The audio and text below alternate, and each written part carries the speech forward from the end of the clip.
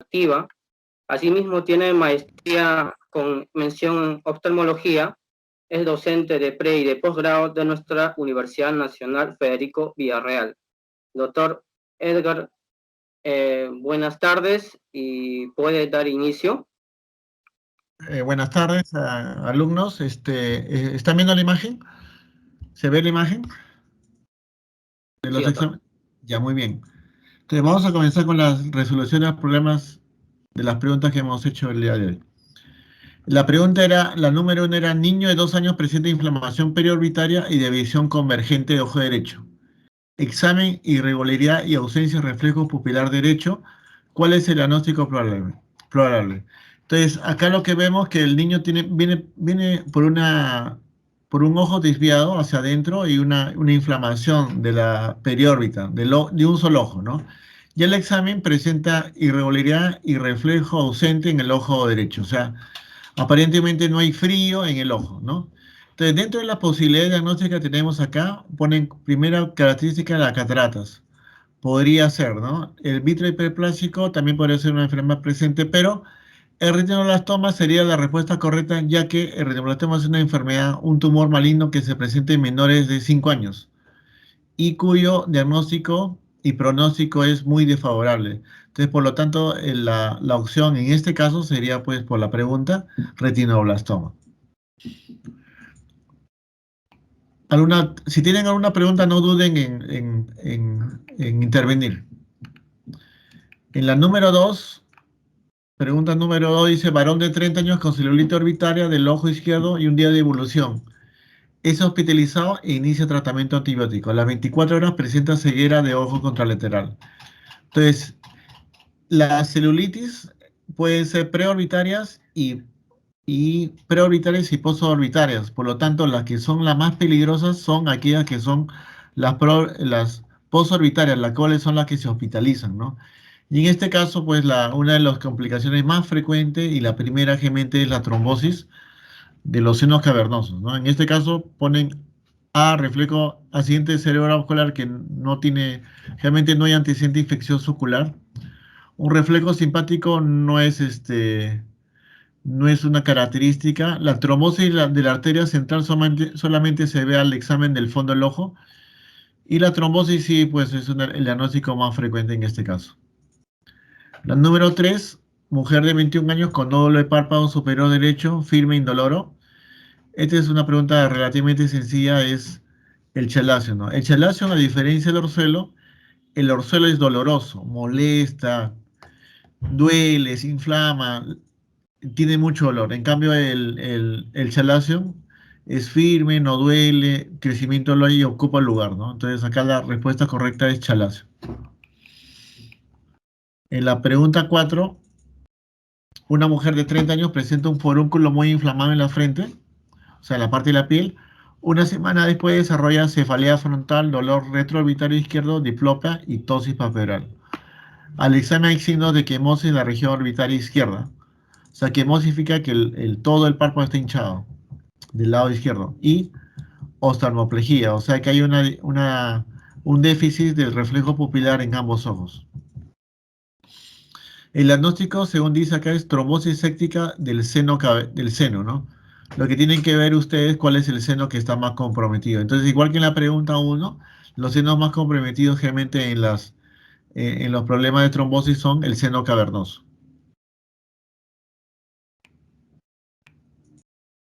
En la número 5, la mujer de 23 años acude por congestión ocular bilateral y sin antecedente traumaocular.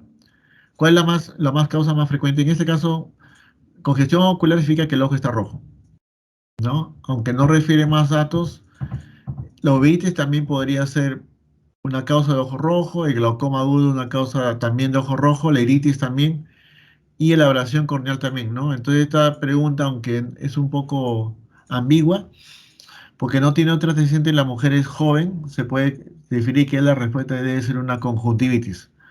No explica si hay secreción, si hay eh, pus, legañas, ¿no? O picazón.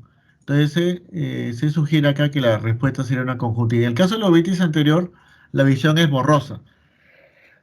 En el caso del glaucoma agudo viene con mucho dolor. Iritis aguda también viene también con fotofobia, ¿no?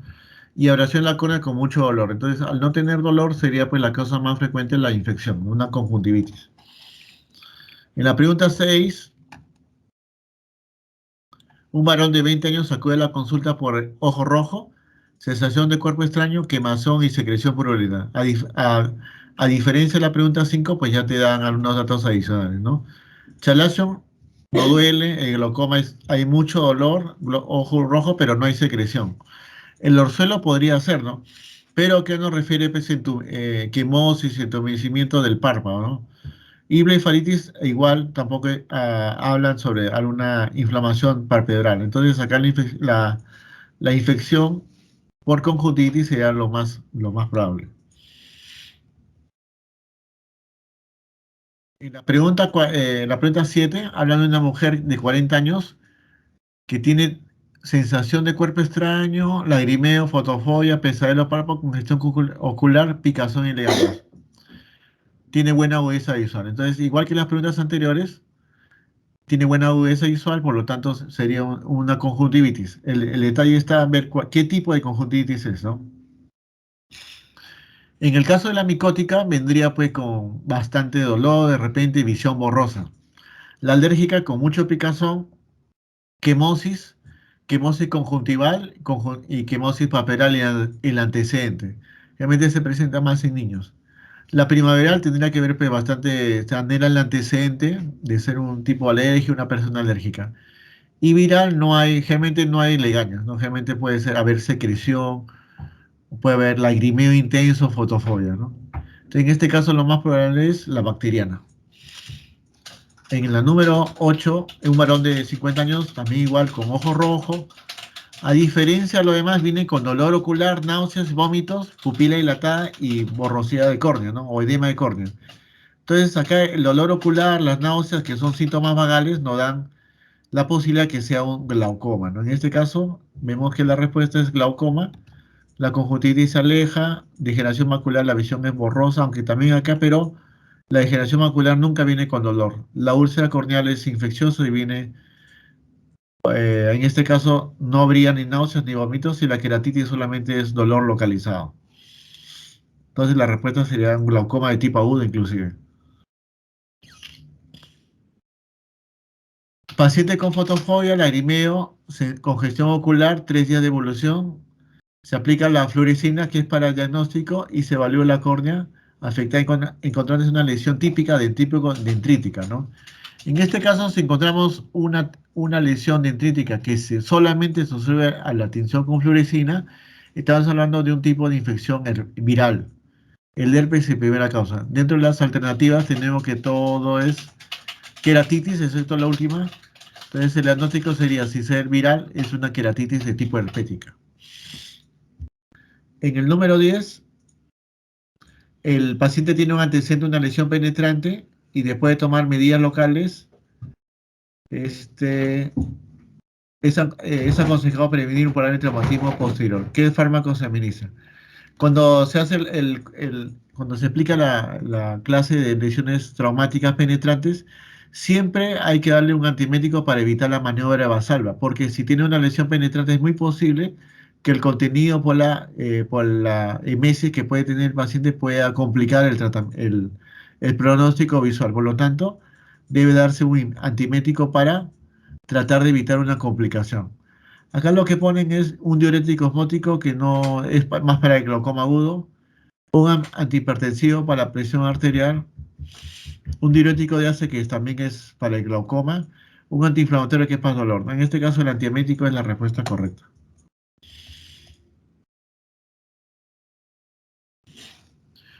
¿Cuáles son los signos que caracterizan el síndrome de Horner? Entonces, si recordamos el síndrome de Horner, viene sobre todo con tosis, ¿no? Entonces, tenemos que ver también, el paciente también va a tener anisocoria. Anisocoria significa que una pupila esté dilatada y la otra no. Hay diferencia entre la pupila del ojo examinado y el ojo contralateral. Entonces, Acá, ¿qué es lo que preguntan? Lo que preguntan es, ¿cuáles caracterizan el síndrome de Horner? Uno, la luz tenue que se atenúa en la anisocoria es verdadero. Dos, se asocia a ausencia de reflejos tendinosos. Realmente no se asocia a reflejos tendinosos. Tres, la tosis papilar habitualmente parcial también se presenta. ¿Puede afectar la mirada hacia arriba o hacia abajo? No, porque no tiene afectación de los músculos. 5, la anidrosis generalmente produce anidrosis del mismo lado de la cara, que es verdadero. Y 6, en oftalmo, que significa que el ojo está hundido o protruido, ¿no? Hacia adentro, ¿no? Entonces también la respuesta correcta sería la combinación de 1, 3, 5 y 6. Ya. En la pregunta 12, un adolescente de 2 años ve muy bien de cerca y contrae los párpados para ver de lejos. Entonces, si el paciente ve bien de cerca y probablemente de lejos se está ajustando para ver mejor, entonces es un paciente que tiene miopía. El paciente que tiene miopía, de lejos siempre ve muy mal, pero de cerca ve muy bien. Si es menor de 40 años. Entonces, este es un caso de un niño con un adolescente con miopía, ¿no? El glaucoma no tiene nada que ver con la visión. Al contrario, si tiene un glaucoma controlado, el paciente ve muy bien. Hipermetropía, el paciente ve borroso de lejos y borroso de cerca. Atimatismo también puede ver borroso de lejos y borroso de cerca. Y anisometría, que no tiene nada que ver, pues son medidas diferentes en ambos ojos. La número 13. ¿Hasta acá tienen alguna duda, alguna pregunta?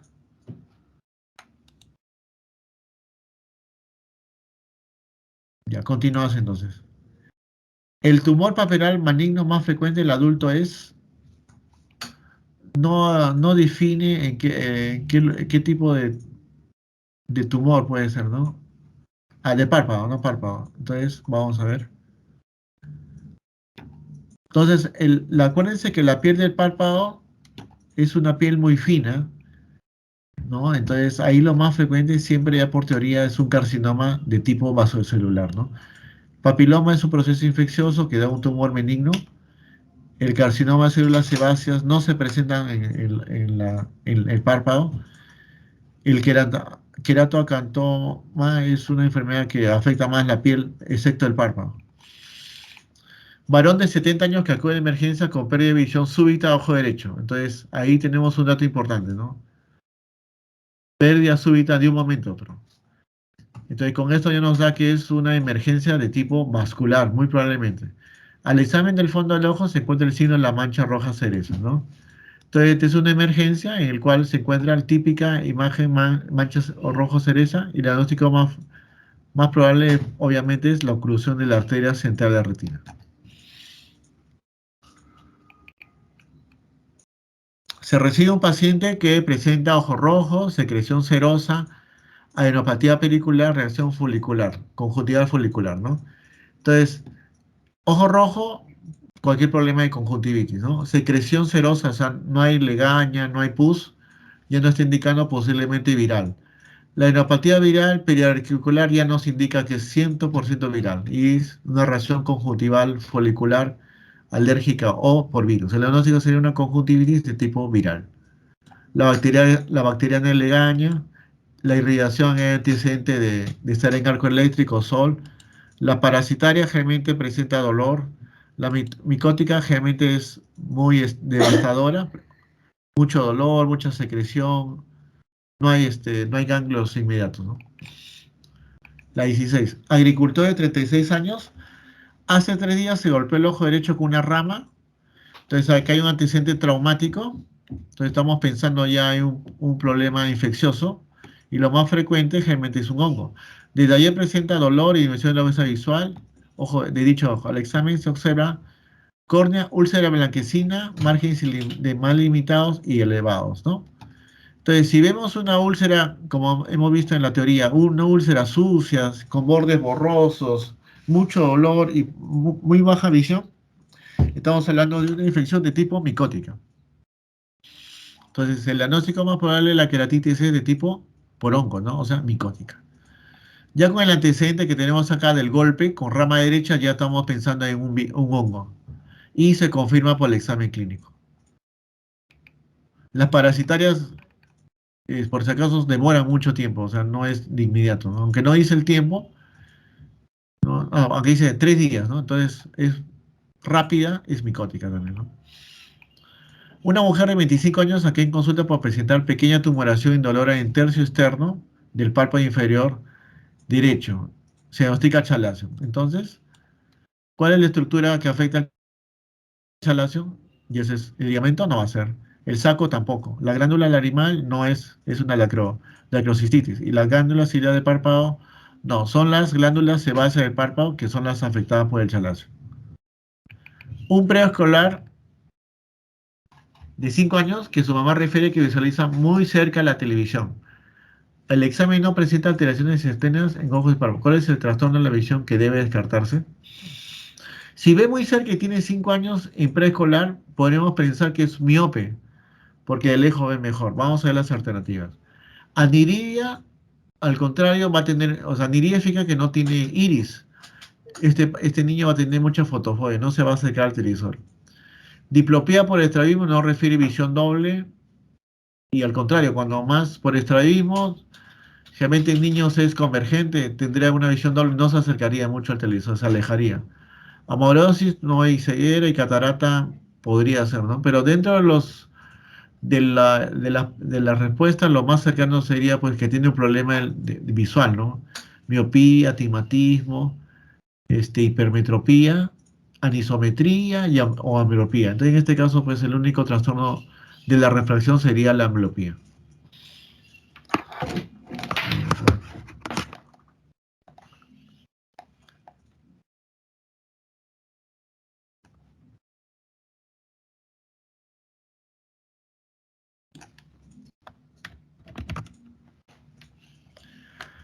Varón de 20 años que sufre trauma facial severo con compromiso de órbita. Al examen, destellos y escotomas en campo visual. Hora después presenta lesiones de la vista visual. Entonces, todo trauma ocular va a producir a nivel de órbita, si no hay alguna afectación externa, generalmente una afectación interna, que puede ser mediatas o inmediatas. Si son inmediatas, lo más frecuente generalmente son las hemorragias, los desprendimientos de retina, la luxación de cristalino, ¿no? Si son mediatas, podría ser un problema neurológico, ¿no? Neuritis transitoria, neuritis traumática. Por lo que refiere acá en la historia que presenta ya destellos, o sea, destello significa que algo está traccionando la retina, el vitrio posiblemente, y escotomas, entonces, y presenta en horas solamente una dimensión grande de la vista visual, estamos pensando ya en un desprendimiento de retina, ¿no? Eso debe de, corroborarse el examen, ¿no? La degeneración macular no tiene nada que ver acá, la proptosis no refiere a alguna lesión de ese tipo. La neuritis transitoria y la neuritis traumática, realmente transitoria sería que el paciente ve borroso inmediatamente y después ya recupera la visión, ¿no? Y tendría el nervio óptico matoso, ¿no? Y neuritis traumática también podría ser, pero por el tiempo de enfermedad y por la edad y por el compromiso orbitario, más acerca del experimento de retina. La pregunta 20. Varón de 50 años presenta una visión tubular. Entonces, todo paciente con visión tubular mayor de 40 años debemos pensar siempre a un tipo de glaucoma, ¿no? O a un problema que afecte pues, la vía visual central. Evolución de curso progresivo. En la resonancia magnética se encuentra un tumor de hipófisis que compromete el quiasma óptico. ¿Cómo se mide el efecto visual? Entonces, este paciente tiene un problema en el campo visual afectado por un tumor que está en la hipófisis.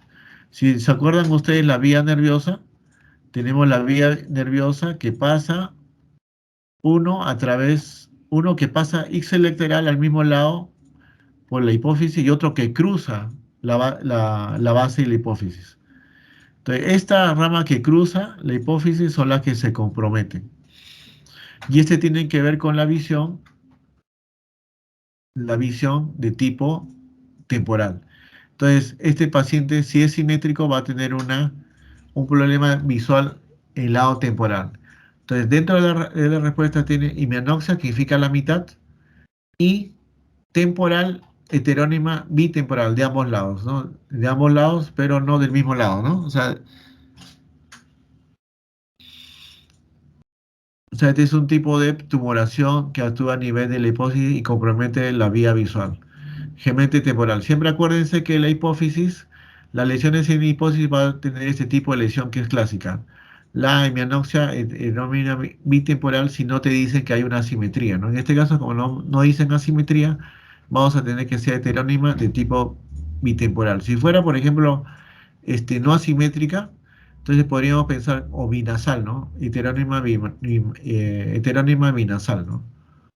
Pero como no refiere, se supone o se sugiere que sea una de tipo bitemporal. ¿Alguna pregunta hasta estas preguntas? ¿Hasta la número 20? Chicos, ¿tienen alguna consulta?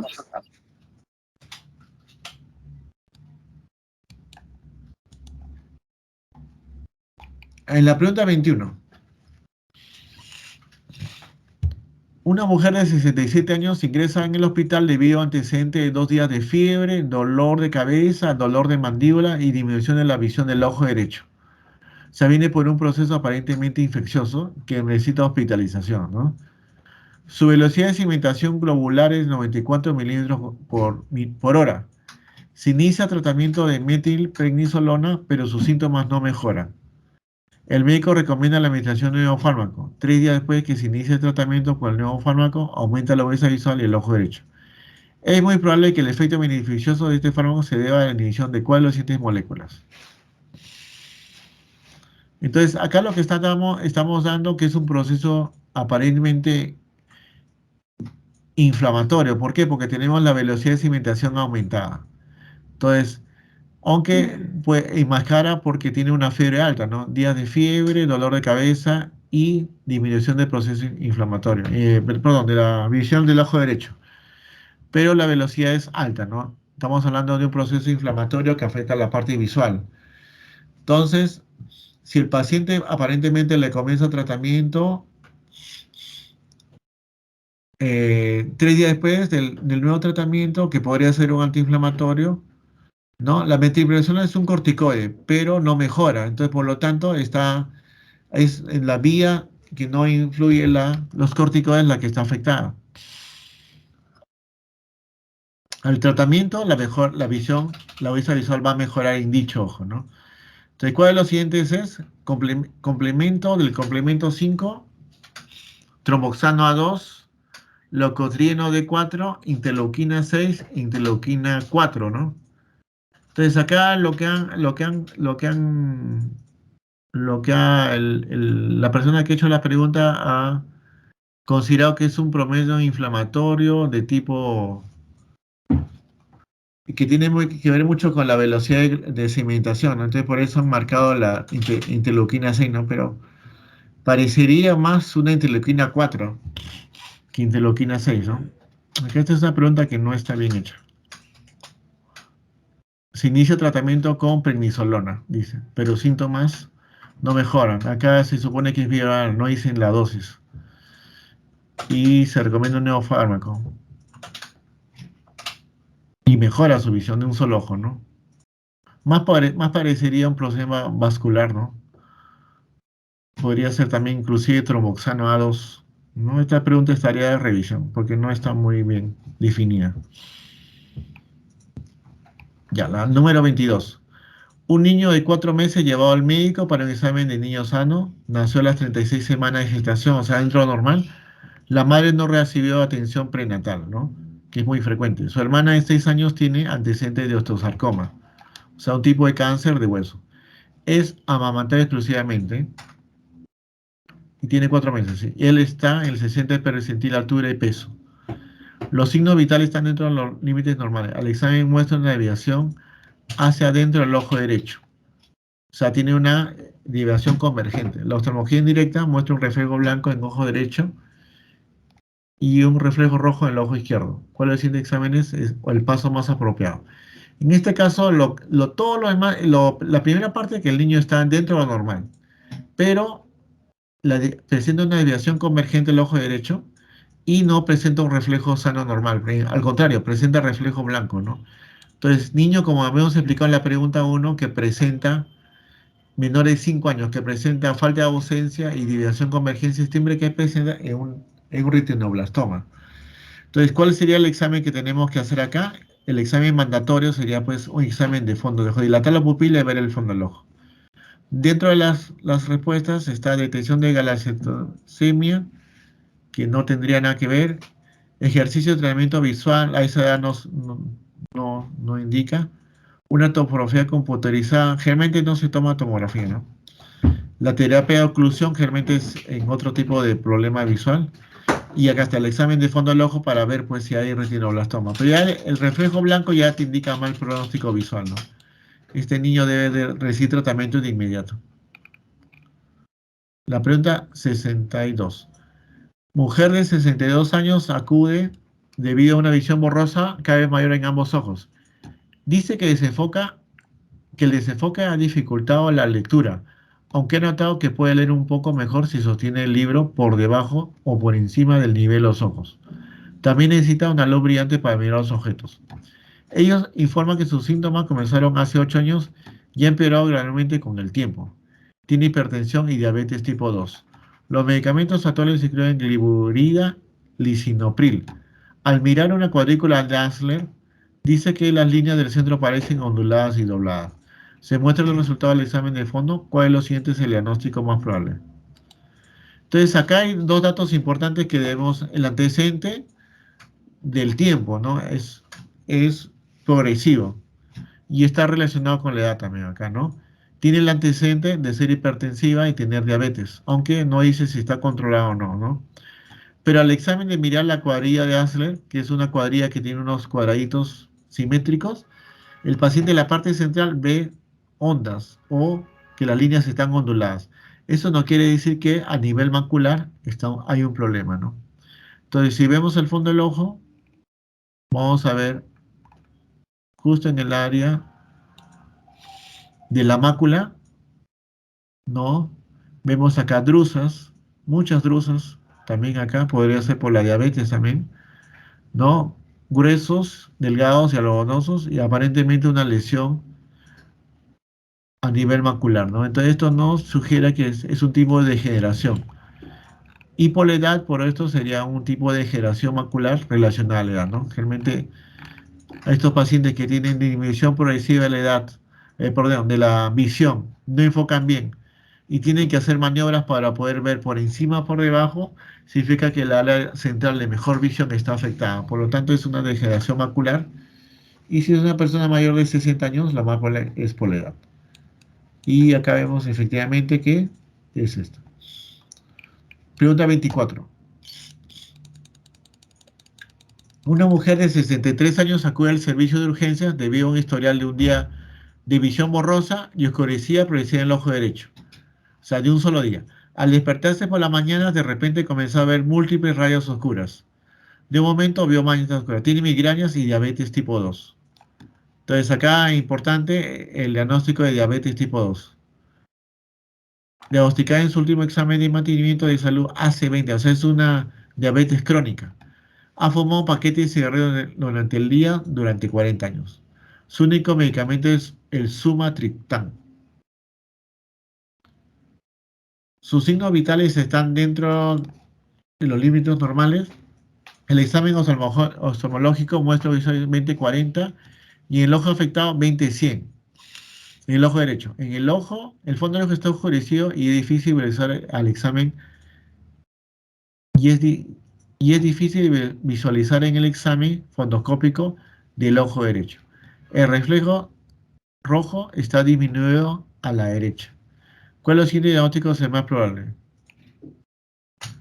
Entonces, al fondo del ojo lo que ven es, uno, que es difícil visualizar el examen del fondo del ojo el ojo derecho, que tiene mejor visión que el ojo izquierdo. El reflejo rojo está disminuido también en el derecho. ¿Cuál es el signo más probable? Oclusión de la vena central se aleja porque no hay la clásica mancha cereza. Oclusión de la arteria central también. Cataratas, por la visión oscurecida podría verse, ¿no? Vamos a ver. Deprimento de retina no hay, se aleja Neuropatía óptica isquémica pues, no tendría visión, sería una mala visión. Hemovitrio es ojo, ¿no? Entonces, el hemovitrio es sangrado en el vitrio que hace que la visión sea turbia. El paciente puede ver, pero el fondo de ojo no se puede ver el detalle. Entonces, acá por el fondo del ojo oscurecido y difícil de visualizar, nosotros estamos ya viendo que hay algo que está afectando la visión, ¿no?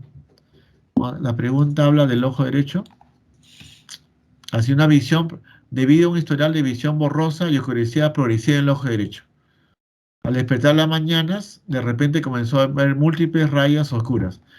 Eso, signología, que el paciente refiere, es que de un momento a otro ve que la sangre está cayendo, entonces se nota como múltiples rayas, o ellos refieren también como lluvia, como rayitos, como pelitos que ven, ¿no? Entonces es un clásico hemorragia vítrea en un paciente que tiene diabetes mellitus. Una mujer de 55 acude al médico debido a una mayor visión borrosa en ambos ojos durante los 4 meses. Ha intentado usar anteojos para leer de venta libre, pero no le ha ayudado. Tiene antecedentes de hipertensión, diabetes y enfermedad pulmonar obstructiva crónica. Los médicos actuales incluyen isoproteína, insulina, fermorfina, inhaladores. Los signos vitales están dentro de normal. Al examen muestra agudiza visualmente 70 en cada ojo. O sea, la visión de lejos está un poco comprometida. Se muestra una fotografía del examen del fondo del ojo derecho. ¿Cuál de los siguientes es el siguiente paso más apropiado? Al fondo del ojo vemos pues, que hay bastante congestión del nervio óptico. Hay unas microhemorragias en periferia y unas hemorragias, ¿no? Este es un paciente que tiene un tipo de retinopatía diabética, ¿no? Entonces, lo que estamos pensando acá es ver qué grado de retinopatía diabética podría ser, ¿no? Entonces, lo que vamos a pedir va a ser, se va a pedir como examen generalmente una angiofluorescinografía. Entonces, acá se muestra un examen fondoplásmico. ¿Cuál es, es el siguiente paso más apropiado? El siguiente paso más apropiado, según esta fotografía, no presenta hemorragia evidente, es una angiofluorescinografía.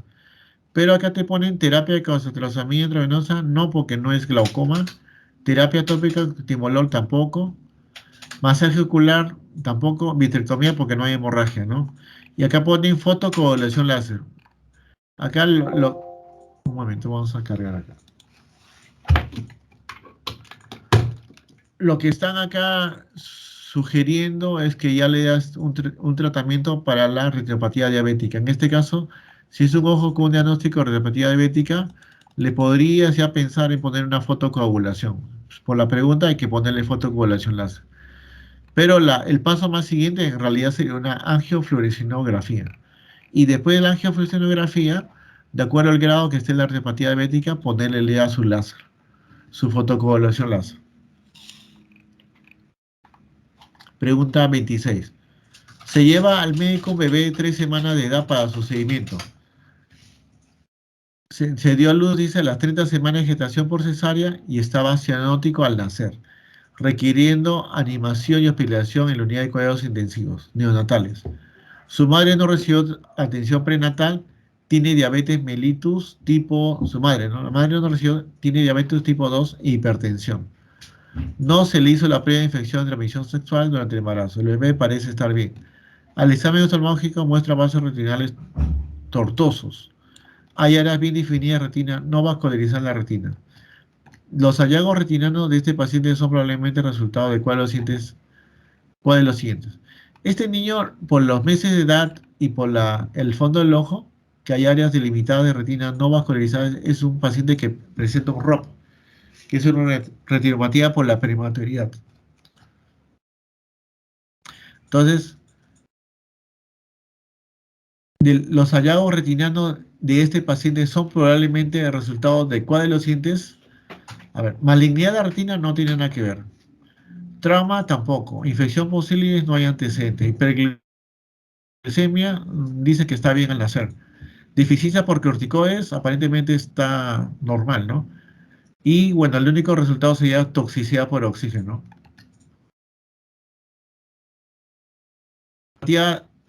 de la prematría tiene que ver mucho con la vascularización de la retina. Por lo tanto, hay áreas en las cuales va a haber mucha oxigenación y hay áreas en las cuales no va a haber oxigenación. Entonces, acá dice, hay áreas bien delimitadas de retina no vascularizadas en la periferia, ¿no? Los hallazgos retinianos, o sea, en la parte que está vascularizada de estos pacientes probablemente es el resultado de toxicidad por oxígeno. También esa pregunta la respuesta es toxicidad por oxígeno. La 27. Un hombre de 56 años acude al médico debido a un empeoramiento progresivo de la visión en ambos ojos durante los 6 meses, últimos 6 meses.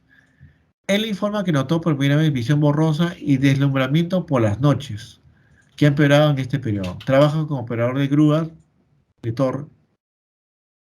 torre, y pasa la mayor día al aire libre. El examen muestra una obviamente 100, o sea, ve muy mal.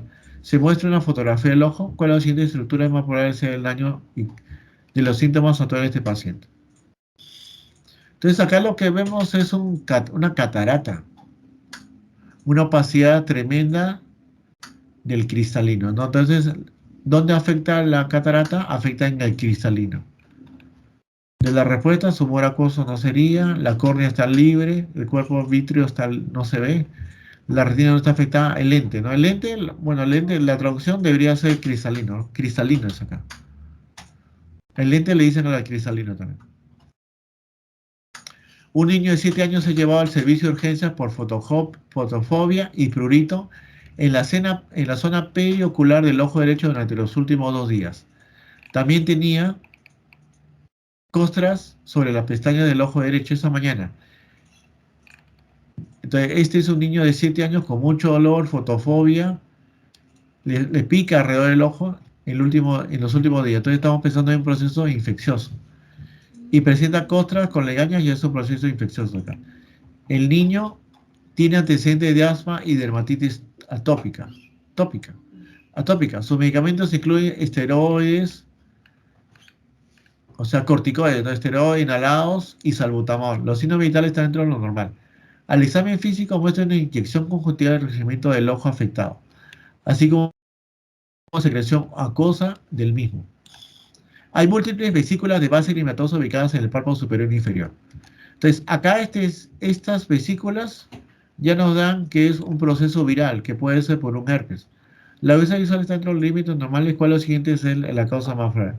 Usted tiene una infección por un proceso viral. Molusco contagioso es complicado, generalmente se presenta en áreas o pacientes que tienen antecedentes de uso de corticoides, ¿no?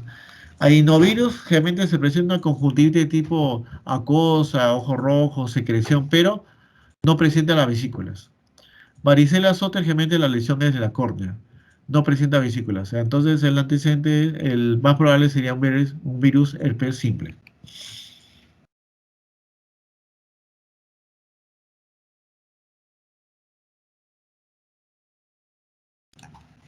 ¿Alguna pregunta hasta acá?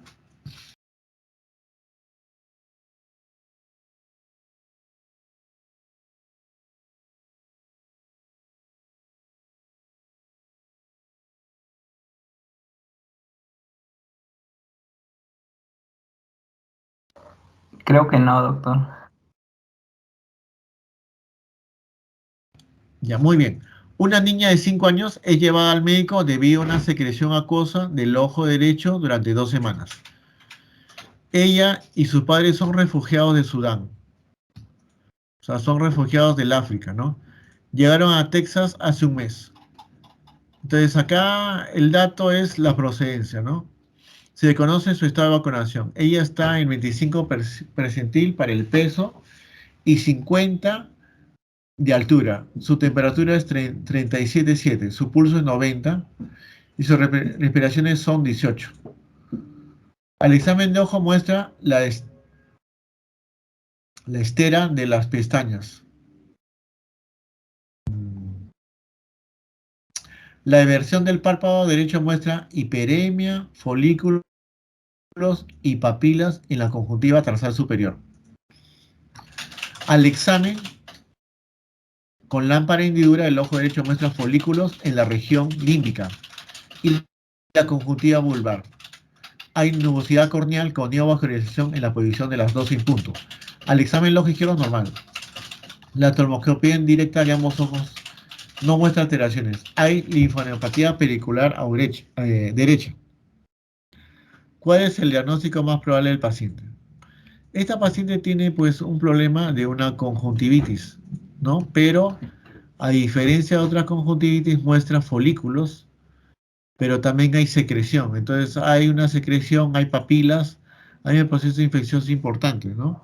El paciente viene también de una zona de África, ¿no? Entonces, donde es más frecuente otro tipo de infecciones. La conjuntitis, en este caso, lo diagnóstico más probable sería conjuntitis primaveral, tendría que haber un antecedente del paciente de ser alérgica, ¿no? Conjuntitis adenoviral. Generalmente la conjuntitis viral presenta secreción acuosa, puede presentar adenopatía, pero nunca hay lesión corneal, porque acá refiere a lesión angular. Secreción acuosa y lesión a nivel corneal, que no presenta. Conjuntitis angular significa que hay una lesión limitada a uno de los ángulos del ojo, que es roja, hay secreción, pero no hay dolor, pero a veces no sería el caso. Una conjuntitis herpética aguda, al examen dice, al examen que le han hecho en lámpara no refieren si hay lesiones dendríticas, ¿no? Porque con la fluorescina aparentemente no se ha visto lesión dendrítica, entonces se eleva, ¿no? Entonces la conjuntitis por tracoma es muy frecuente en África y en países subdesarrollados. Acá en Perú también es frecuente en las zonas de selva o ceja de selva, donde se puede presentar este tipo de lesiones que son típicas, ¿no?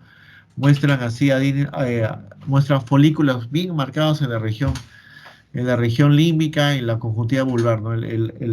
Ustedes voltean el párpado y se ve como una flor ahí, ¿no? Y bueno, tienen la antecedente de pues ser generalmente niños que no tienen o familias que están sin servicios básicos, ¿no? Sin agua, sin desagüe, ¿no? Son muy frecuentes este tipo de infección. Pregunta 30. Un hombre de 45 años acude al médico por antecedentes de un día de dolor progresivo y visión borrosa en ojo derecho. Tiene dificultades para abrir el ojo debido al dolor. Su ojo izquierdo está asintomático. Lleva lente de contacto. Entonces, acá hay un dato importante, lente de contacto. Tiene asma bronquial tratada con salbutamol inhalado. Trabaja como maestro de jardín de infantes. Acá hay otro dato importante, que trabaja como maestro en un colegio de niños. Su temperatura es 37, su pulso 85, su presión es 136, hipertenso un poco. Al examen muestra una obesa visual en el ojo izquierdo 20-25 y la capacidad de contar de 2 a 3 pies en el ojo derecho. O sea, está viendo mal en el ojo derecho. Se muestra una fotografía del ojo derecho. ¿Cuál de los siguientes es el diagnóstico más probable? Entonces acá vemos primero una lesión corneal central. La córnea está edematosa, hay inyección límbica marcada. Y acá, si ustedes notan, está el nivel, hay un hipopio. Esto no da que es una infección severa, ¿no? Porque hay pus dentro del ojo. Dentro de las alternativas, y la antecedente también importante acá es usuario de lente de contacto, y sobre todo más que el jardín de niños de infantes. Acá el, el, el antecedente de llevar lente de contacto nos predispone a algún tipo de infecciones como por acantomeba, ¿no? Pero también hay unas infecciones en orden de prioridad frecuentes por la pseudomonas, ¿no? La queratitis por estafilococo aureus te puede haber lesiones localizadas más en área limbar que la parte corneal. Glaucoma de ángulo cerrado no da hipopio. El herpes por herpes simple te va a dar lesión central, pero con lesión dendrítica que no presenta. Por eso también podría ser una queratitis por hongo, pero tienes el antecedente lente de contacto. Entonces el antecedente lente de contacto te da dos posibilidades, o pseudomona o acantomega. Entonces en este caso al faltar la acantomega te da la pseudomona.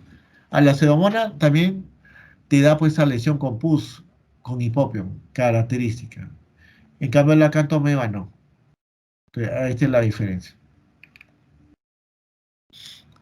Pregunta 31. Un hombre de 60 años acude al médico porque su esposa ha notado que su ojo izquierdo parece más pequeño que el derecho.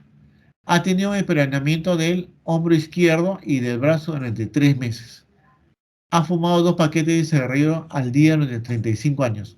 El examen muestra tosis del lado izquierdo, ¿no? Las pupilas son desiguales pero reactivas a la luz cuando se mira, cuando se mide con luz tenue, la pupila izquierda mide 3 milímetros y la derecha 5. ¿Cuál de los siguientes es la causa más probable de síntomas oftalmológicos de este paciente? Ya. Acá, por ejemplo, la edad y los síntomas del lado izquierdo, tanto del hombro, tanto del ojo y la pupila, ¿no? Dice, tiene un empeoramiento de dolor en el hombro izquierdo y el brazo durante 3 meses. Ha fumado 2 paquetes de cigarrillos, tiene un antecedente de, de fumador crónico. Tiene una tosis del lado izquierdo, ¿no? Una tosis ya nos está dando un signo neurológico. Las pupilas son desiguales, pero también más en la izquierda que en la derecha. También hay un signo neurológico. Trombosis del seno cavernoso, aparentemente la visión no refiere, solamente que el ojo está más pequeño por la tosis, ¿no? Entonces, la agudeza visual en la trombosis del seno cavernoso está afectada. El aneurisma de la arteria cerebral posterior vendría con tosis, parálisis, problemas neurológicos más graves. Infarto del hipotálamo vendría también con sintomatología más grave. Disección de la arteria carótida se aleja y compresión de ganglio estriado. Si se acuerdan la, la inervación, el ganglio estrellado tiene que ver mucho con la pupila, tiene que ver mucho con una de las ramas, las ciliares posteriores, anteriores, perdón, con el párpado superior. Entonces, si hay una compresión a nivel del ganglio, lo que esperaríamos sería una anisocoria, o sea, pupila diferente, la tosis, y también podría presentar también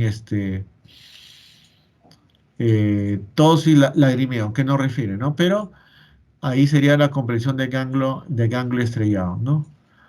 Ahí nos pone, por ejemplo, hombro izquierdo y brazo durante 3 meses. Se aleja mucho, ¿no? Debe tener un problema acá adicional. Tal vez para que marquen ustedes aneurisma la cerebral posterior, pero no solamente tendría pues empeoramiento de dolor, ¿no? Habría también una paresia o un tipo de enfermedad, ¿no? Entonces, esta parte es para confundir, ¿no? Neurisis de la arteria cerebral posterior se aleja. Entonces, la compresión del nervio estrellado, acuérdense que tiene que ver con la midriasis y la tosis y lagrimeo. Una semana después de sufrir un accidente de bicicleta, una mujer de 32 años acude al médico debido a visión doble intermitente. Entonces, cuando hay visión doble, ya hay que pensar en los músculos.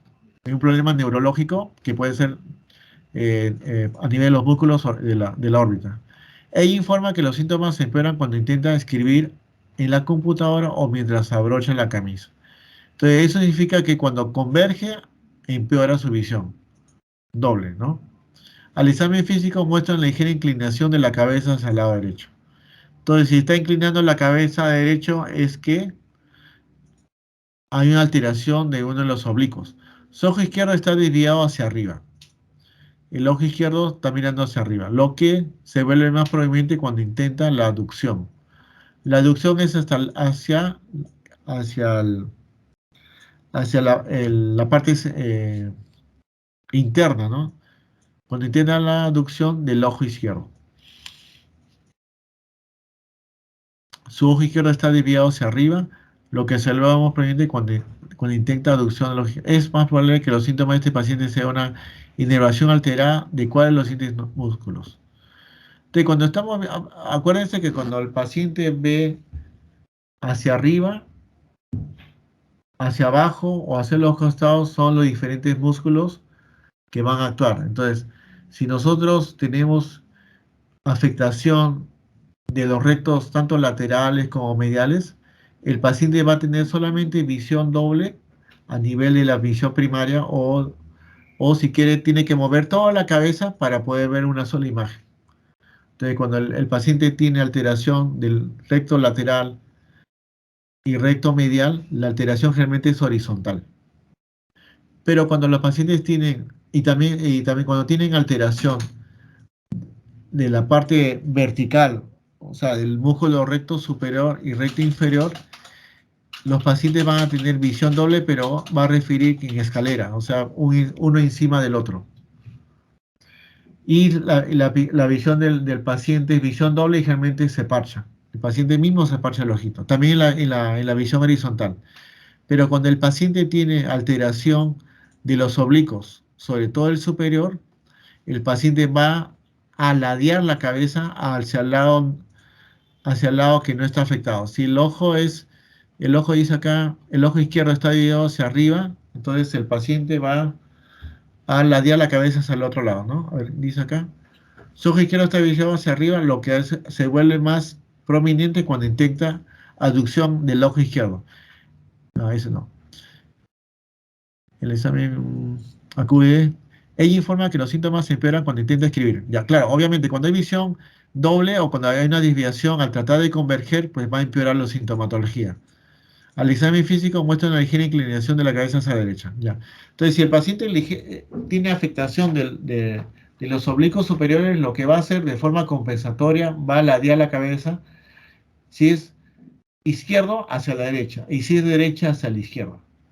Entonces, acuérdense, cuando el paciente tiene afectación de los rectos laterales en la visión horizontal, generalmente va a presentar visión borrosa y el paciente va a mover la cabeza, no va a ladear, sino va a lateralizar la cabeza a un solo lado para poder tener visión mejor o se parchan. Cuando el paciente tiene afectación del recto superior o recto inferior, lo que va a hacer generalmente es parcharse el ojo. Y cuando tiene afectación del oblicuo superior del ojo izquierdo, va a ladear la cabeza, se la va a inclinar hacia su hombro del lado derecho. Y si tiene afectación del oblicuo superior del lado izquierdo, la cabeza lo va a acercar al hombro izquierdo para compensar. Pregunta 33. Un hombre de 56 años acude al médico por empeoramiento de visión doble y caída de párpado derecho durante 2 días. Ya, visión doble y caída de párpado. También ha tenido frecuentes dolores de cabeza durante el último mes.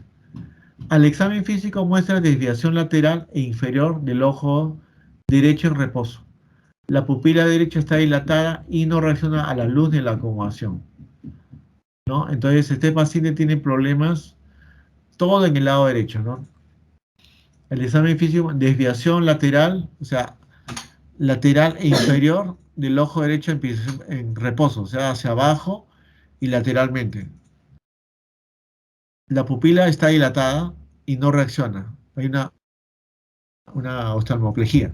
La diplopia del paciente mejora levemente al mirar hacia la derecha, ¿no? Entonces, lo que le expliqué, tiene una visión doble, pero en horizontal. Entonces, ahí estamos pensando que es una afectación de los músculos medio o lateral. Ya, acá entonces, ¿cuál es la causa más probable de hallazgo de este paciente? Trombosis del seno cavernoso tiene que ver mucho con un proceso infeccioso. No es. Adenoma hipofisario agrandado tiene que ver, si es agrandado, debe haber una deficiencia en el campo visual. Acá no está hablando de más problema de visión doble y problema neurológico. Infarto del mesencéfalo. El mesencéfalo en realidad no tiene nada que ver con este nivel. Y un aneurisma de la arteria comunicante posterior. Lo que pasa es que el aneurisma va a ocupar lugar donde se encuentran las fibras nerviosas del sexto y tercer par craneal. Entonces dice comunicante posterior sería del lado derecho para que tenga afectación derecha. No dice, ¿no? Dice solamente eso.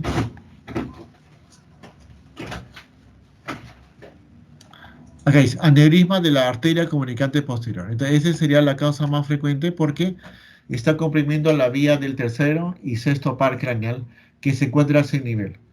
Claro, si no te acuerdas mucho de cómo está la distribución de los nervios y las arterias, lo podemos hacer por descarte. La trombosis tiene que ser infecciosa, adenoma tiene que haber afectación del campo visual. Infarto del mesencéfalo tendría que, aparte de tener, podría ser, pero tendría que tener otros síntomas que no refieren, ¿no? Muy exquisitos son los síntomas. Daño isquémico de las arterias intraneurales Intraneurales se refiere, pues, tendría que ser pues un daño exquisito al tercero y al sexto par, ¿no? Está difícil. En cambio, el aneurisma que ocupa el lugar, sí justo está comprimiendo la arteria, perdón, los nervios sexto y tercero. Entonces, por eso es la respuesta más la adecuada. Una niña de 7 años acude al servicio de urgencia con su madre por inflamación en la región periorbitaria izquierda.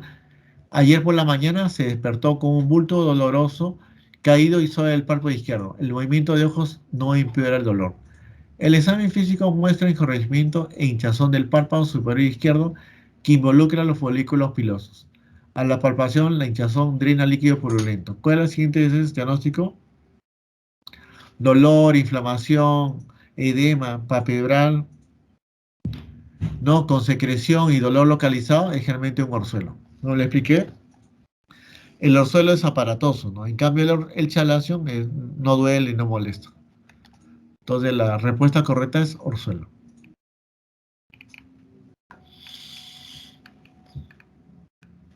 Varón miope de 83 años con tratamiento por diabetes e hipertensión. Los llevan a consulta sus familiares porque hace unos días derrama el vaso de agua en la mesa y se ha dado varios golpes de cabeza con los muebles de la cocina, aunque él no refiere ninguna déficit visual. La presión intraocular es 18 en ambos ojos y la agudeza visual es de 0 a 9. ¿Cuál sería la respuesta correcta? El antecedente acá, la hipertensión y la diabetes es importante. Aparente tiene buena visión, no hay signos de glaucoma, o sea, su campo visual aparentemente está normal, ¿no? Pero, aunque la presión ventricular está en 18, está en el límite superior, ¿no? Hay que descartar realmente afectación del campo visual.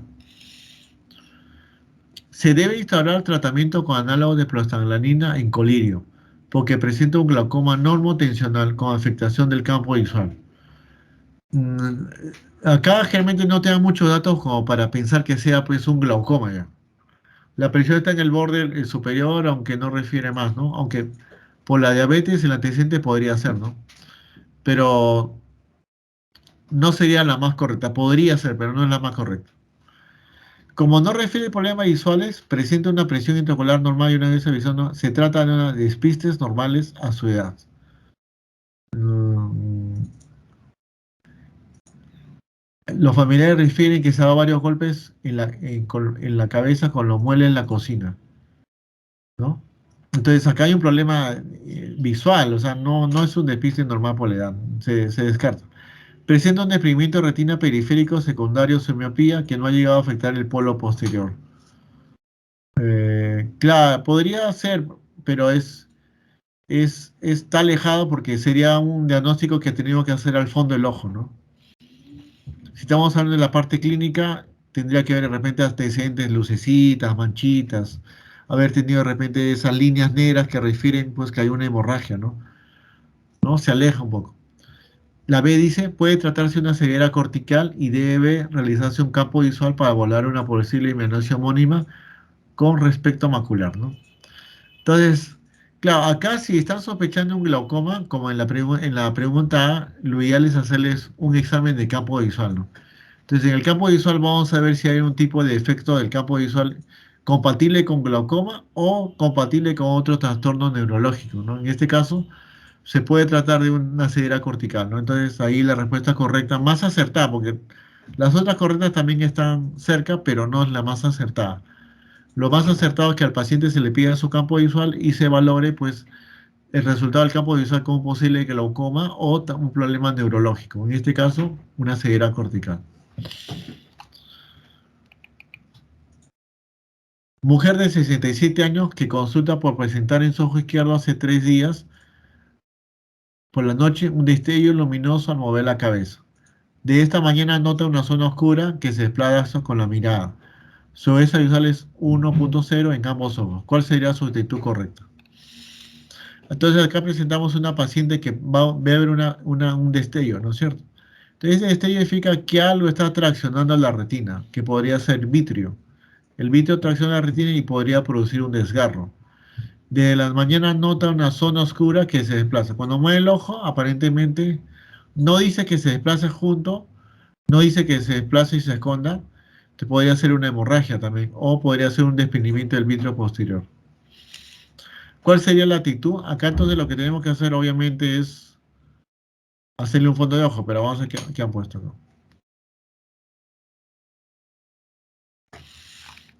Ya vamos. Se debe realizar un campo visual para confirmar la presencia de un desprendimiento de vitrio posterior, ya que es la única forma de diferenciar el desprendimiento de vitrio posterior de un desprendimiento de retina.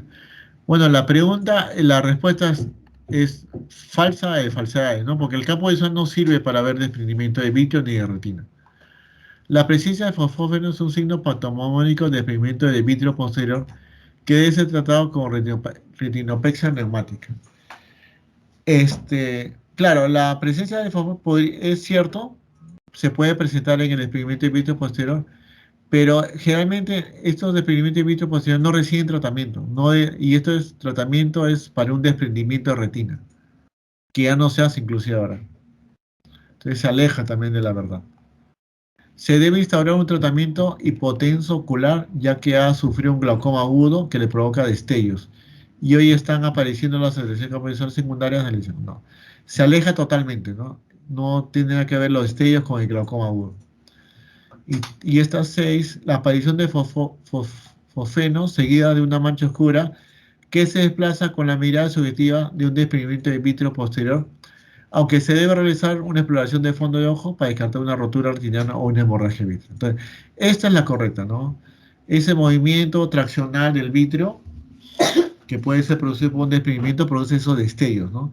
Y se tiene que hacer un fondo de ojo para descartar, pues, que esa mancha negra que se desplaza sea sangre o sea solamente el vitrio que está desprendido. La 37, tumoración del párpado superior o suelo. Ya, este es del libro, ¿no? Meibonio. ¿Cuál es la bacteria que causa la blefaritis? La más frecuente de la piel, Staphylococcus aureus. Electropion puede ocasionar. Electrón significa que el párpado está vertido hacia afuera. Entonces, cuando esté vertido el párpado hacia afuera, la mucosa también está vertida. Por lo tanto, puede producirse lesión al no cerrar adecuadamente el ojo y dejar la córnea expuesta, puede producir alteraciones en la córnea, úlceras, ¿no? Úlceras corneales, ojo seco, severo, úlcera corneal también. Entonces, eso se llama una queratopatía en general por exposición, porque no ocluye adecuadamente el párpado. La membrana de Descemet, este es también de teoría, está en la córnea, ¿no? Después está el endotelio, el Descemet, ¿cómo se llama? El estroma corneal, el epitelio que cubre la superficie anterior del ojo, ¿no? Entonces son las capas de la córnea. ¿Cuál es la actividad que acompaña el cuerpo extraño en la córnea? Eso sí lo hemos estudiado. Cuando hay un cuerpo extraño en la córnea, el paciente número 1 va a tener dolor. El paciente comienza a ajustar el ojo, se llama blefaroespasmo. Presenta mucho lagrimeo, ¿no? Y presenta la fotofobia. Acá ha puesto blefaroespasmo, ojo rojo y fotofobia. Blefaroespasmo está bien. Ojo rojo a veces puede venir con el ojo blanco, o sea, no es patognomónico.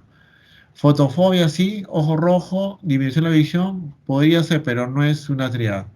Lagrimeo, división de la motilícula no tiene nada que ver. Queratitis, ojo rojo y fotofobia. Queratitis no tiene nada que ver acá. Entonces, la fotofobia, el lagrimeo, el blefaroespasmo es la triada. La presencia de sangre en cámara anterior se conoce. Hipopión es presencia de pus. Eifema o hipema es la presencia de sangre. O hiposma también se le llama presencia de sangre en cámara anterior. Hipertropia tiene que ver con el reflejo pupilar. De los siguientes diagnósticos post-trauma ocular, ¿alguna pregunta hasta acá? ¿Tienen alguna pregunta, alguna duda? Ya, muy bien. Continuamos. De los siguientes diagnósticos por trauma ocular, ¿cuál no es una emergencia quirúrgica?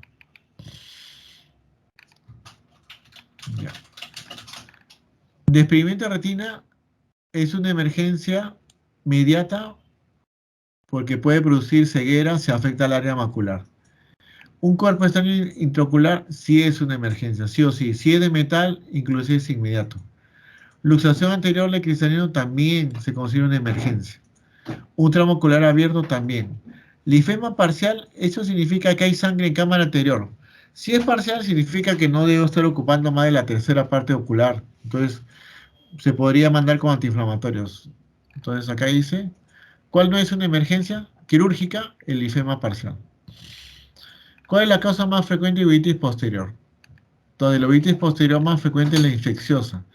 Y en nuestro país, lejos, lejos, es la toxoplasmosis. Tosocariasis produce también uveitis posterior, pero no es muy frecuente. Catarata senil no tiene nada que ver. La metabólica, uveitis metabólica no tiene nada que ver. Y Lewis también presenta una uveitis posterior, pero ya no se presenta casi mucho, ¿no? Entonces, la tambalposis puede darte toda la vida, desde que se infectan en niños a adultos. O sea, es muy frecuente. ¿Qué alteración refractiva es más frecuente en los niños recién nacidos? Todos los niños, como sus ojos son pequeños y no son grandes, son hipermétropes. La alteración más frecuente sería la hipermetropía. Las manchas albanosas en la retina son, a ver, exudados blancos en el epitelio pigmentario de la retina dan unos puntos blancos, no tanto manchas. Exudados verdaderos, exudados sería más, si fueran exudados sería líquido y no tiene nada que ver con la retina. Depósito de lipopenia en la retinopatía diabética se ve como puntos juntos, bastantes puntitos juntos. No, depósito pigmentario lipofucsina, de pigmentación de lipofucsina. Realmente son de coloración más oscura y no son algodonosos. Y los microinfartos de la capa fibrosa nerviosa o llamada manchas algodonosas, es del libro. El primer signo oftalmoscópico de la retinopatía diabética ¿cuál es el primer signo cuál es el primer signo que se presenta en una diabetes, en una retinopatía diabética? Hemorragia vítrea es el final, hemorragia intraretiniana es al final. Los exudados duros y los exudados blancos se presentan generalmente al tercer, cuarto año de enfermedad, ¿no?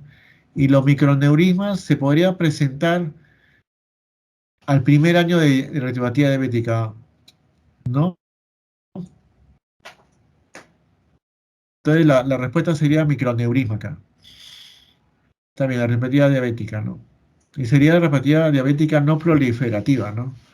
Porque en la proliferativa se presentan más los exudados, ¿no?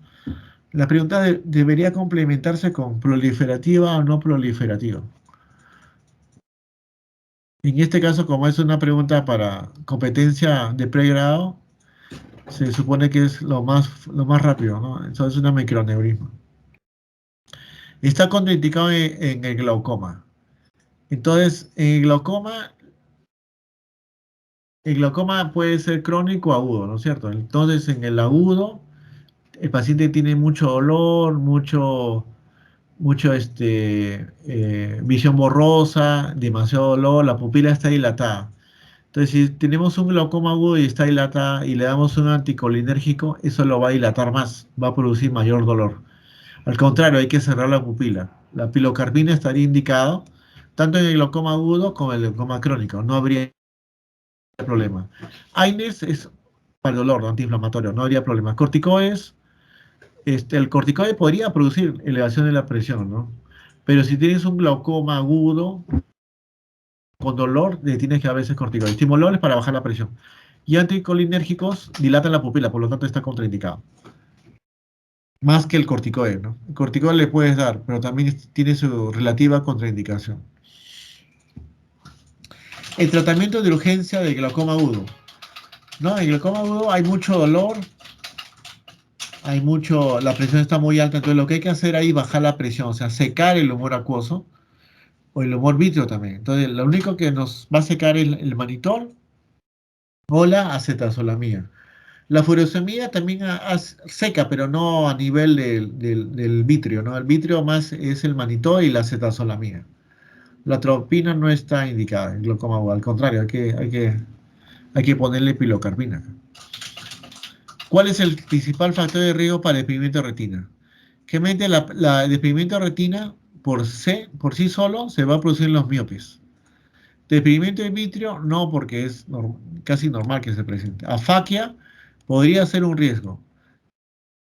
Pseudofaquia podría ser un riesgo también. Trauma ocular también. Pero el factor de riesgo para el desprendimiento de retina siempre es el paciente miope. O sea, la respuesta sería alta miopía.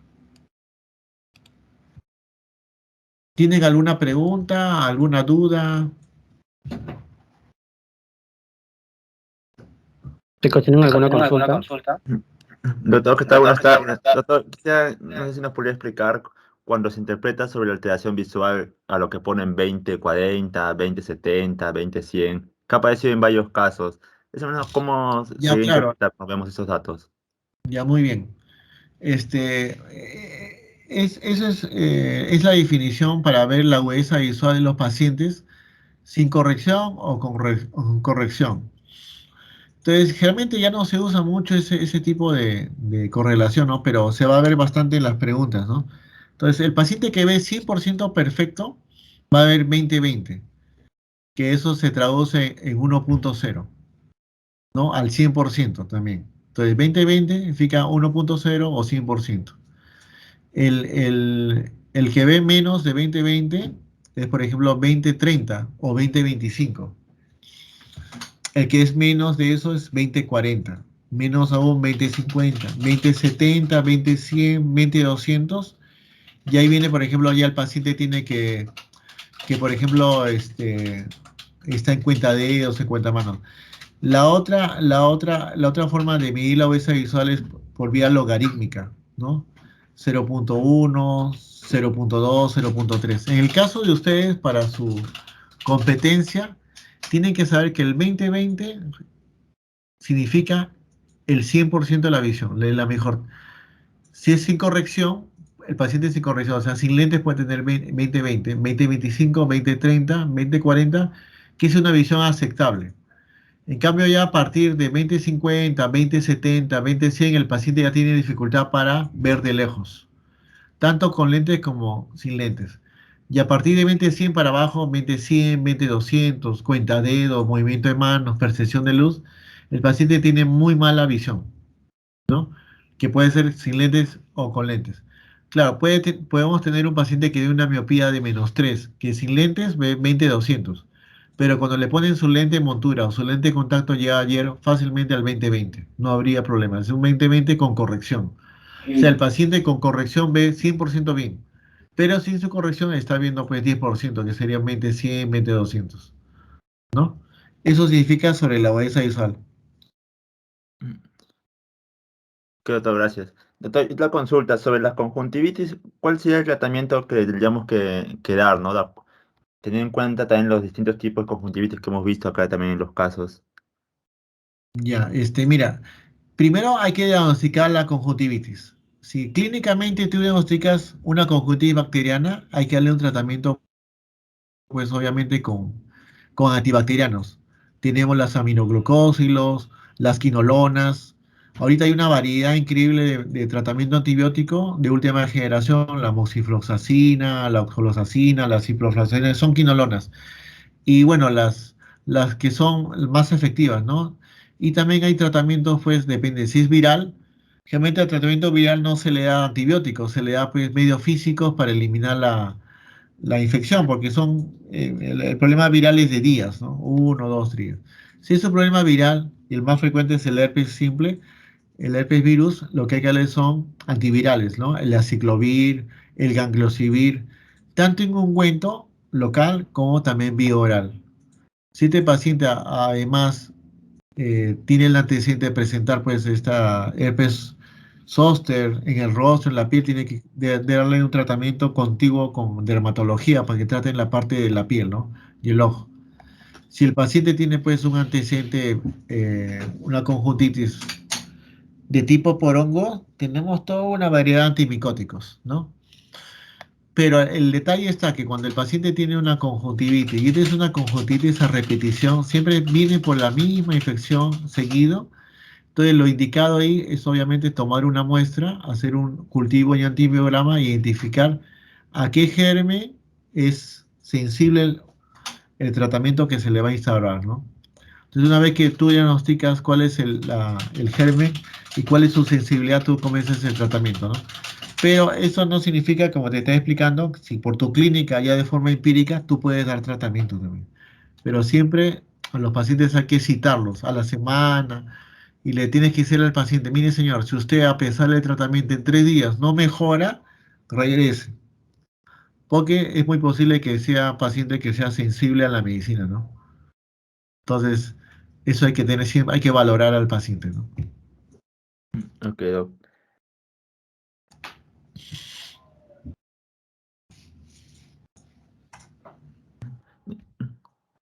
Doctor, hay una consulta en cuanto al chalacio, en cuanto al manejo que a veces hacen con compresas, ¿no? De manzanilla, eso.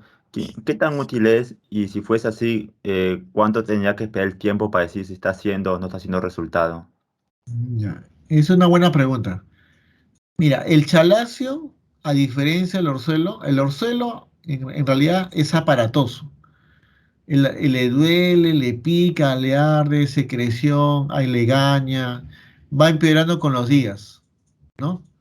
Entonces, el paciente a veces aparece con un pequeño bultito el primer, segundo día, con un bultito que está empeorando. Entonces, si tú al paciente lo captas el primer día, le colocas compresas calientes generalmente con manzanilla o llantén, que es muy popular. Entonces, el calor local lo que hace es ablandar la bolita esta, el orzuelo, abre el poro y hace que salga la secreción que está contenida ahí, porque lo que pasa es que, la glándula, en la boca de la glándula queda como un tapón duro. Entonces el calor local hace que se ablande y que se abra ese porito, que dilate y que salga la secreción. Pero generalmente este tratamiento local es efectivo en el primer, segundo día que aparezca el orzuelo. Ya generalmente a partir del cuarto, quinto es más difícil. Ya hay que comenzar tratamiento antibiótico. Realmente el paciente con medios físicos se puede curar sin antibiótico. Pero si ya el paciente llega, pues después de 3, 4 días, ya hay que instaurar tratamiento antibiótico, antiinflamatorio, ¿no? En el caso del Chalazion es algo similar. También el paciente se puede poner compresas y va a comenzar a ablandar y abrir el poro para que salga la secreción, ¿no? Realmente mejora en los primeros días, pero si este paciente ya deja de hacerlo, ya el granuloma se va formando y ya se va formando el chalazo, ¿no? Ok, doctor, gracias.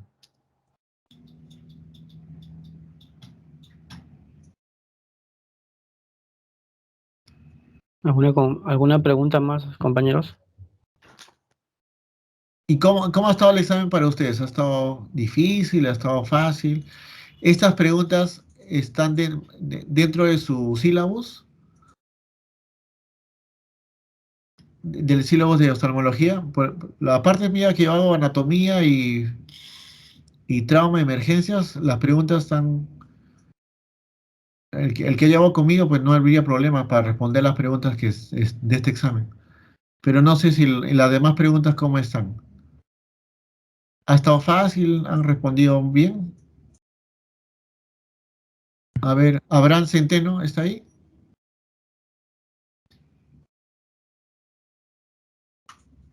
A ver, Abraham Centeno. Cuellar, creo que es, ¿no? A ver, o Grace.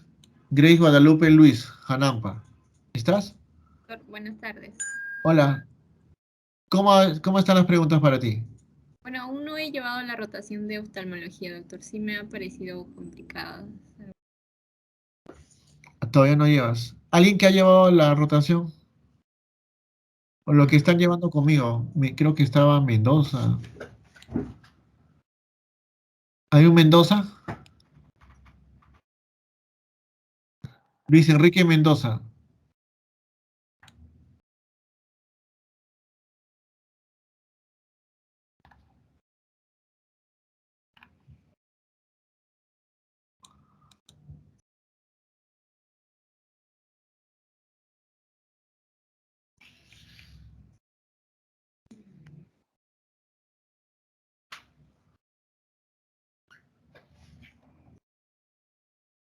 No quieren hablar.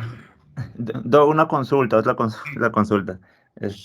Doctor, en cuanto al trauma ocular, nosotros que ahorita, bueno, algunos internos estamos presentes, creo, en esta clase. ¿Qué podemos hacer si viene un paciente con trauma ocular en el centro de salud, ¿no? Que es el primer nivel, la atención. O sea, ¿qué medidas podríamos tomar, ¿no? Hasta referirlo, ¿no? Porque creo que obviamente se tendría que referir como Claro, último, mira, ¿no? lo que más viene realmente en las emergencias son las quemaduras, ¿no? Las quemaduras, lo que tienes que hacer uno es reconocer si es por ácido o por álcali. Entonces, obviamente que tienes que preguntarle al paciente qué le cayó en el ojo, ¿no? Si fue lejía, gasolina, aceite, ¿no? Pero lo que ustedes pueden hacer por su competencia de ustedes es, número uno, lavar el ojo con agua, sea con suero fisiológico, con lactato de Ringer o con agua limpia, limpiar y tratar de eliminar toda la sustancia extraña que se encuentra en el ojo, ¿no? Y dos, calmar el dolor. Esa es su competencia, calmar el dolor y que el ojo esté libre del agente que está dañando el ojo, ¿no? Mm. Una vez que eso calma el dolor, si es que hasta ahí llegan ustedes ya, citar al día siguiente a la oftalmología, ¿no? Para que vengan, ¿no? En el caso de los traumas oculares, hay dos traumas los traumas pueden ser contusos o no contusos. Realmente los traumas contusos por golpe pueden ser penetrantes, pueden ser perforantes, ¿no? O sea, pueden entrar, por ejemplo, un corte, un cuchillo, puede ser una botella. Y ese es, primero, número uno, lo que tienes que hacer, no tocar el ojo, o sea, no maniobrar más, no lavarlo, no nada. Lo que hay que calmar el dolor. Y número dos, urgente, urgente, hay que darle un antiemético. Porque si ese paciente, aparte de tener el golpe, y viene con efectos de mareos, de cerveza, de alcohol o accidente, puede comenzar a vomitar o tener signos vagales. Y los maniobras de Valsalva va a hacer que el contenido ocular salga inclusive del ojo si el ojo está perforado o abierto. Entonces, calmar el dolor y manejar pues la antimesis. No hay que sedar al paciente. O sea, cuando venga un paciente por emergencia, en cualquier especialidad, lo que tú tienes que valorar cómo viene ese paciente. Si ese paciente viene con efecto de las drogas, el alcohol, accidente de tráfico, ¿no? Viene alterado. Entonces, en todos esos casos hay que tratar de calmarlo, sea endovenoso, calmar el dolor, calmar los signos vagales, ¿no? Poner un antiemético, por ejemplo, y ponerle su vía periférica normal, y con eso estás haciendo bastante, ¿no? Hasta que venga el oftalmólogo o lo hospitalicen, ¿no? Obviamente, si viene con un paciente que tiene una herida cortante o penetrante, comenzarle cobertura antibiótica, darle antitetánica. Su cobertura antibiótica de amplio espectro, lo tienes que hospitalizar, ¿no? O de repente transferir. Si tu hospital es, por ejemplo, 2 de mayo, lo puedes hospitalizar pues, con cirugía, ¿no? No habría Mm. problema, ¿no?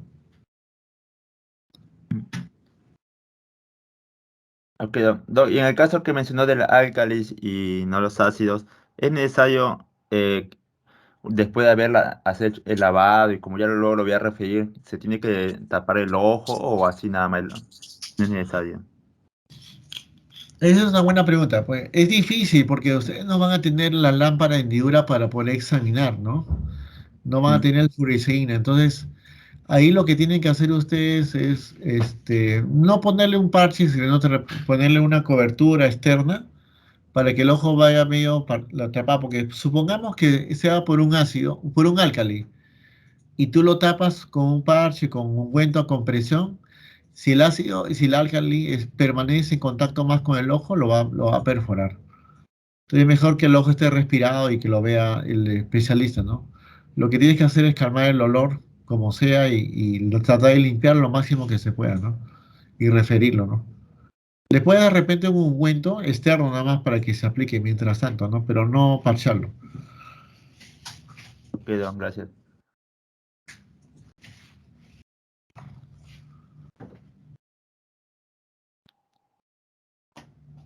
¿Qué haces, mami?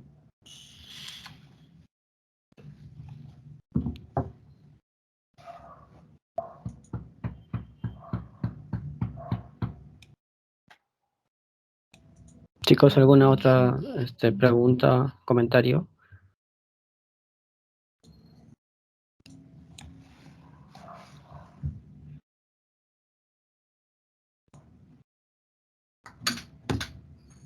Bueno, de no haber preguntas, doctor, de parte del Centro de Estudiantes de la Universidad Nacional Federico Villarreal, recibe el reconocimiento por su tiempo el día de hoy en apoyo de este curso que estamos tratando de desarrollar, el proyecto PRENAM, en la unidad 15 de oftalmología. Este documento lo vamos a hacer llegar por medio de su correo en los siguientes minutos. Y muchas gracias, doctor, por estar hoy día acá. Espero poder contar más adelante en alguna otra actividad que desarrollemos como centro de estudiantes. Algunas palabras finales, doctor, para concluir la reunión y de verdad muchas gracias. Sí, muchas gracias a ustedes por el interés de seguir estudiando. Más que, en realidad, claro, las evaluaciones actuales siempre tienen que ser así con opciones múltiples, ¿no? Pero a veces las preguntas, no es necesario que ustedes sepan pues de memoria toda la anatomía, la fisiología, ¿no? Lo que ustedes tienen que hacer al momento de responder una pregunta es más o menos si la pregunta tiene relación con la pregunta que se hace tiene relación con las respuestas que se colocan, ¿no? A veces ponen cosas que no tienen nada que ver y a veces cosas que están muy parecidas, ¿no? Entonces, ustedes, hay cosas que son del libro, ¿no? Por ejemplo, gérmenes o diagnósticos, ¿no? Pero hay cosas que a veces lo pueden sacar usted por descarte, ¿no? Descartando las otras respuestas, se puede obtener la respuesta adecuada, ¿no? Entonces, pero para obtener esa posibilidad, esa competencia, usted tiene que por lo menos leer un par de veces oftalmología. Oftalmología es un curso, entre comillas, no difícil, ¿no? Sino un poco de detalle, ¿no? Entonces hay que tratar de leer un poquito más, ¿no? Y tratar de concentrarse en los puntos más importantes. Lo que realmente preguntan son, pues, sobre campo visual, preguntan sobre infecciones, porcentaje de gérmenes, ¿no?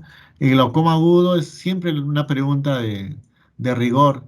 También el trauma ocular, ¿no? Sobre los no traumáticos y los traumáticos, el manejo de quemaduras por ácido y por álcali. Eso es generalmente lo que más se pregunta, ¿no? En este tipo de evaluaciones, ¿no? Entonces, no, muchas gracias a ustedes por su tiempo también y bueno, y cuando quieras, no hay ningún problema, yo te apoyo en los exámenes, te apoyo también en las correcciones, no habría ningún problema, ¿ya? Muchas gracias a ustedes, suerte a los que están haciendo su internado y bueno, ustedes han escogido la carrera más difícil que pueda haber, ¿no? La que nunca se termina de estudiar, así que pónganse las pilas, adelante, todo pronto vamos a estar juntos. Cuídense por el COVID, sobre todo. Y bueno, pues compartan siempre todo momento con su familia. Ya, muchas gracias. Buenas noches. Gracias, ok, muchísimas gracias, doctor. Muchas gracias, doctor. Muchas gracias, doctor.